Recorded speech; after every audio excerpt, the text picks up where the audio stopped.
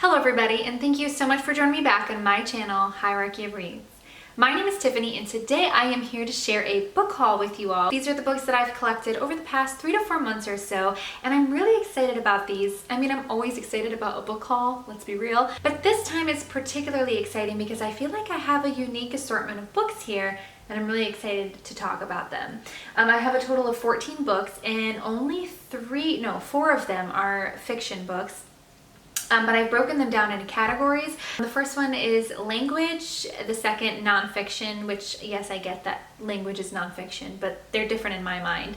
And then the other one is fiction. But yeah, I'll go ahead and jump right into them. The first set of books are the language books. So it comes with a little bit of a backstory. So a couple years ago, I started really getting interested in the Japanese language. I had watched a couple of TV shows that featured the Japanese language in them, and I really enjoyed the sound of the language. I suppose I had never previously really paid attention to it before, I had been much exposed to it, but I really liked the kind of melody and the flow of the language, and I liked the sounds, and I liked the mannerisms that people spoke with, and so I decided kind of randomly, like, hey, I really kind of want to learn Japanese, and I've kind of stuck with it. I haven't gone too much into the learning yet, but I'm gonna try to start picking up now, which is why I purchased Japanese from Zero.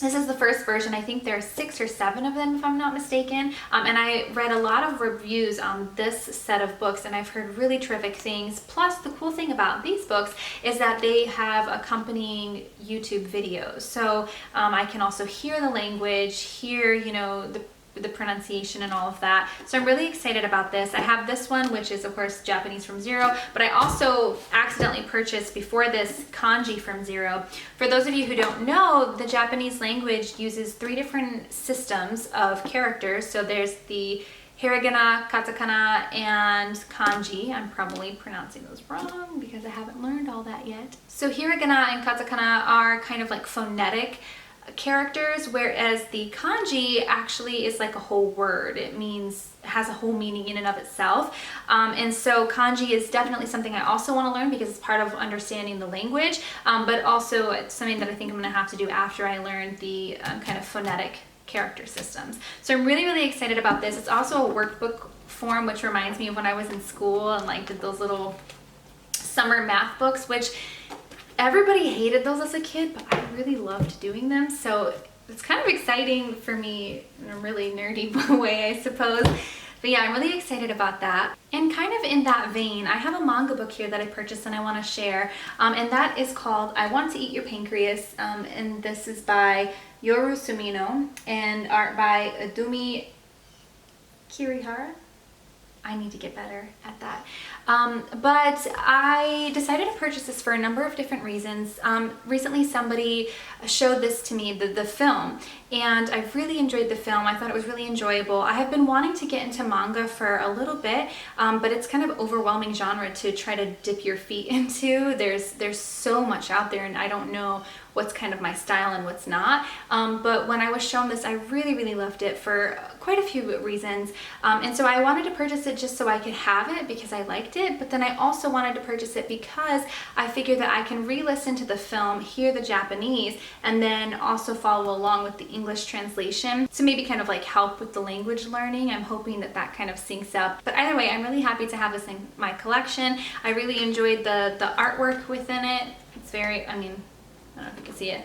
It's very pretty. So yes, I'm excited to have this. Next, I'm going to jump into the other nonfiction books that I've purchased. The first one I want to talk about is Dark Days by James Baldwin. I've actually already read this, and I've got to say I really enjoyed this. I purchased this mainly just to kind of dip my toes a little bit into James Baldwin's writing style because he's one of those authors that I've always really wanted to read, but for whatever reason I've been kind of nervous to do it. But James Baldwin has such a clear and concise way of writing, but he never loses any of that emotional power either. It's kind of like the best of both worlds, and the way that he describes certain experiences or certain feelings and the way he weaves his life experiences into the bigger picture, and really the vulnerability, I don't know if that's exactly the word I'm looking for, but the way that he is so free and open to talking about his life experiences and what he's thought about them is something that I really appreciated, and I definitely think that he has the potential to become one of my favorite authors. So on my bookshelf next is Another Country, so I definitely think I'm going to read that, especially after Diana from Diana in Color mentioned it years ago. I've wanted to read it. So yes, I'm really glad that I got this. At the same time that I purchased that book, I also purchased Angela Davis' Women, Race, and Class. And I bought this because, well, she is kind of like a classic with this topic, and also because when I was doing research for one of my class projects, I was exposed to some of her writing, and I subsequently went and looked up some interviews with her, and I really liked what she had to say, how she says it. Kind of just everything about her was, to me, really, really compelling. I found what she had to say and her perspective was extremely valuable, so I knew that I had to pick this up and read it. And also I purchased The Souls of Black Folk by W.E.B. Du Bois, and I have started reading this. I haven't finished it, but I really value this book. I don't want to say that I love it, because love almost like implies like a good feeling, and this book it's not leaving me feeling good, but that's not the point of it. I think this book is extremely important and powerful, and again, Du Bois' writing style is magnificent. Again, he presents his ideas so clearly. There's no room for misunderstanding what he means, and he never loses any of that power and emotion behind it. It's kind of like the best of logic and emotion to me. And yeah, I think this is so far something that I would say every white person should read, in America at least. Very, very valuable so far, and I'm really looking forward to finishing this. The next book that I have to share with you is a biography, and it is a biography of Frida Kahlo by Hayden Herrera. And I decided to buy this because Frida Kahlo was somebody that I was kind of exposed to later in the game than I think many people. Art in terms of paintings and drawings and pictures was never something that I particularly felt a connection to. You know, I'm not a kind of person where you can put a pretty picture in front of me and I feel something. I mean, I feel that it's pretty, but it didn't really stir up anything within me. And so a lot of the art that I had been exposed to in my life was just kind of pretty pictures, which again, didn't really mean much to me. But I really found that I liked kind of more surreal art styles that definitely invoked much more thought and meaning to me. And so when I went and I saw her exhibit at the Dali Museum, was definitely something that left me feeling and thinking a lot of things. And since then I've kind of wanted to learn more about her. Her life seems so incredibly interesting and tragic and just full of depth. Like, Frida Kahlo to me seems like that kind of person who was nothing other than just deep to the bone. I really loved learning the little bit about her that I have, and now I definitely want to continue on with my education and everything Frida Kahlo. So yes, I'm really excited to get to this one. This next one I have to share with you, I actually found because I found the author on Instagram kind of randomly when I was scrolling through like the discovery page, and she had so many funny and interesting things to say about sexuality. And when I saw that she had a book, I just kind of instantly purchased it just because I wanted to see what she had to say. And that is Untrue: Why Nearly Everything We Believe About Women, Lust, and Infidelity is Wrong, and How the New Science Can Set Us Free by Wednesday Martin, who has a PhD in psychoanalysis and anthropology, if I'm not mistaken. The cool thing about this author is when I was looking up a little bit about her credentials before talking about this book here, I saw that she was born and raised in Grand Rapids, Michigan, which is my hometown. So it's a very small world. That's kind of exciting. So in this book, she really kind of explores the myths and stigmas and judgments about women's sexuality, and that's something that definitely kind of resonates with me. I find that the older I get, the more annoyed I get with the oversimplification of sexuality in general, but also women's sexuality. You know, we tend to really oversimplify such a complex human need and function.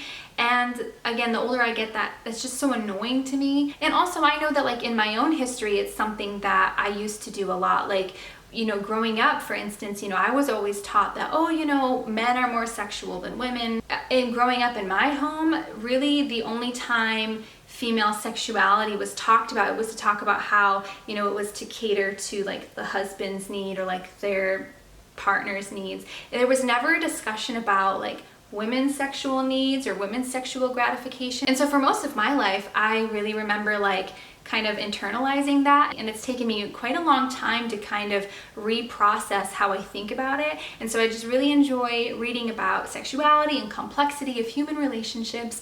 So yes, I'm really looking forward to this one. The next book that I have to share with you is another one that I'm really excited to read, and that is The Collected Schizophrenias, Essays by Esme Weijun Wang. I actually looked up the pronunciation of her name, and I know that Esme is how her first name is pronounced, but the other ones I had to go off of like other interviewers, so I hope that that's accurate. So basically, this book talks about the author's experiences with episodes of psychosis, and I don't know much beyond that. I don't even know exactly what diagnosis the author was given, but I do know that I don't think I've ever read that perspective before, and I'm really interested to see how she talks about her experiences and what things were like for her. I've heard many things about this book, and readers that I trust have said very good things about it too. So either way, I'm really excited to read this one as well. The next book that I have here is Mindfulness and Acceptance-Based Behavioral Therapies and Practice by Elizabeth Romer and Susan Orsillo. And I don't really have much to say about this. I purchased this for a class because I had a cognitive behavioral therapy course in which I had to create a treatment program for somebody with generalized anxiety disorder, and I wanted to implement mindfulness-based practices, and this book helped me kind of figure out what that would look like over a series of sessions. So it was helpful in that. Mindfulness in general is something that I do wish was talked about more in depth. Maybe not on BookTube, but just in general. You know, you see a lot of stuff on Instagram and Twitter about mindfulness this, mindfulness that, but I think what happens is the word is just thrown around without a lot of context, and so sometimes it becomes this like pop psychology fluff word that doesn't really mean anything. But truly, once you start to understand what mindfulness practices truly mean and what they are and how to incorporate that into your everyday life, it really can be life-changing in many ways. Yeah, I love mindfulness practices, wish we talked more about it, but the last nonfiction book that I have to share with you is Guns, Germs, and Steel, The Fates of Human Societies by Jared Diamond. And I picked this book up because a while back I picked up Collapse by Jared Diamond, and I didn't realize when I purchased it that it's kind of predicated on arguments that he makes in this book. So even though I'm sure I could have read that one without reading this one, I would prefer to read them in order, just so I feel like I understand his arguments more and I'm not missing anything. This book's pretty old. I think it was published in 1997, but basically he just explores, you know, why certain civilizations have lasted and others haven't, and kind of the misconceptions that we may have about those that haven't lasted and those that have, which is fascinating and very interesting. So I'm really looking forward to get to this one, although it's not on the top of my priority list, but I'm glad to have it either way. All right, and jumping into the 3 fiction that I have left, the first book I have is The English Patient by Michael Ondate. I picked this one up because I'm actually reading this with a few of my friends, and I don't know anything about this other than it's about a nurse and a man that she's caring for who was severely burned when he was brought in. And I think it's an exploration of their history and them kind of cultivating some kind of relationship based on the sharing of their histories. Perhaps I might be very wrong about that, but I don't know anything about it. So I'm kind of excited to go into it that way, and I'm hoping that it is enjoyable. I was also convinced to purchase My Dark Vanessa by Kate Elizabeth Russell, and I didn't want to buy this until it came out in paperback because those hardback prices are just not my thing, but I've heard so many things about this book this year. I can't stop hearing about it. This story is about a 15-year-old girl who is pursued by her 42-year-old teacher, and they engage in a sexual relationship of some kind, which got lots of thoughts on that. But I have read a couple of different books in the past couple of years that deal with this kind of topic, and I'm always really interested to see how differently the subject is handled. I've heard that this book does a really good job of exploring the content and does so in a very meaningful way. I don't exactly know what to expect from this book, don't exactly know what I'm hoping to get out of this, but I do think it's interesting and I am looking forward to reading it. And finally, we have 10 Minutes and 38 Seconds in This Strange World by Elif Shafak. I think is the pronunciation. I had to look that one up too, but surprisingly couldn't find a lot of videos pronouncing her name. But this book is pretty dark as well. This book talks about, from what I understand, a woman who is a victim of sex trafficking and then is murdered. And there's a point in which her heart stops, but her brain activity continues on for 10 minutes and 38 seconds. And it's talking about what's happening to her during that time, what she's experiencing, what she's thinking, what she's feeling, perhaps what she's sensing, like her sensory experiences. And I don't know why, but for some reason that to me sounded like something I wanted to read. I don't know much about this or how the content is handled. I've heard pretty mixed reviews. Some people hated it. Some people thought it was really just beautifully written. So again, this is one of those books that I wasn't going to purchase. I was going to wait until it came out in paperback, but I kept seeing it and just the premise was so different and so interesting. So I decided to pick it up. So yes, those are all of the 14 books that I have purchased within the last few months, even though I told myself I was going to stop purchasing books, but hey, that's how we do things, right? If you have read any of these, I would really like to know what your thoughts on them were, if you enjoyed them, if you didn't, what kind of things maybe you think I should look out for, or anything about them. I'd love to know your thoughts. But beyond that, I look forward to seeing you in my next video, and until then, please be well.